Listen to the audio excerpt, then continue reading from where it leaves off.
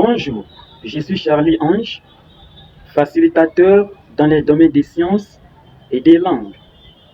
N'hésitez pas à poser la question lorsque vous en avez. Une question m'a été posée, c'est de savoir quelle est la différence entre une proposition subordonnée relative et une proposition subordonnée conjonctive. Avant de répondre à cette question, j'aimerais d'abord donner en bref ce que c'est une proposition subordonnée. Lorsqu'on parle d'une proposition subordonnée, on voit une proposition qui dépend d'une autre pour avoir le sens. Quand on parle d'une proposition subordonnée, cela veut dire que c'est une proposition qui dépend d'une autre. C'est une proposition dont le sens dépend d'une autre. Alors, il y a la proposition que nous appelons la proposition principale. Elle est principale parce qu'il y a une autre qui dépend d'elle. Parce qu'en général, une proposition doit avoir un sens déterminé, doit nous donner une information précise. Et là, nous allons parler d'une proposition indépendante. Et celle qui cherche déjà le sens d'une autre pour compléter son sens ou pour exister, là, nous l'appelons proposition subordonnée ou la proposition dépendante. Alors, pour répondre à la question, une proposition subordonnée relative, c'est celle qui est introduite par un pronom relatif. Elle est appelée proposition subordonnée relative. Elle complète l'idée du nom dans la proposition principale. Ou soit, elle complète tout simplement l'idée du nom. Et ce nom-là est appelé antécédent parce que nous avons un pronom relatif qui l'introduit. Là, nous l'appelons proposition subordonnée relative. Je donne un exemple.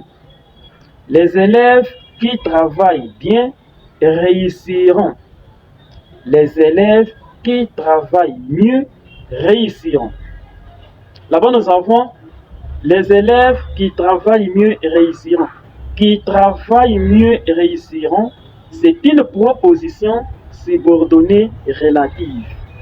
Cette proposition est introduite par les pronoms relatifs que, qui complètent l'idée du nom. Et les élèves, dans ce cas, c'est l'antécédent. Et qui travaille mieux ou qui travaille bien réussiront devient une proposition subordonnée relative. Alors si on nous demande encore quelle est alors la fonction de cette proposition relative, là nous dirons que c'est le complément de l'antécédent.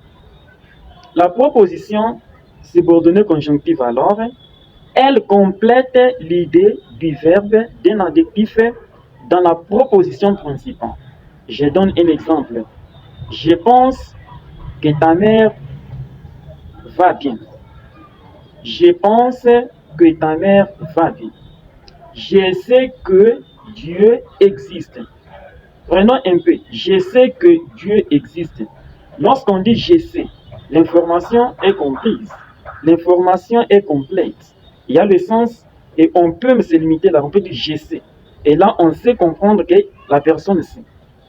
Même si nous ne voulons pas savoir de quoi il s'agit, mais sinon, nous avons déjà une information précise.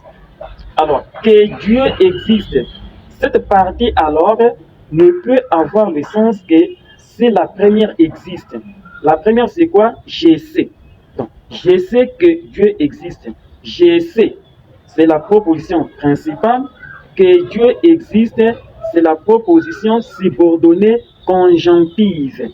Alors, conjonctive, c'est parce qu'elle est introduite par la conjonction de subordination que. Et lorsqu'on demande aussi quelle est sa fonction, nous dirons elle est proposition subordonnée conjonctive, complément d'objet direct. Nous l'appelons aussi proposition subordonnée conjonctive complétive ou proposition subordonnée complétive. C'est ça la différence entre les deux. N'hésitez pas à vous abonner pour plus de vidéos éducatives.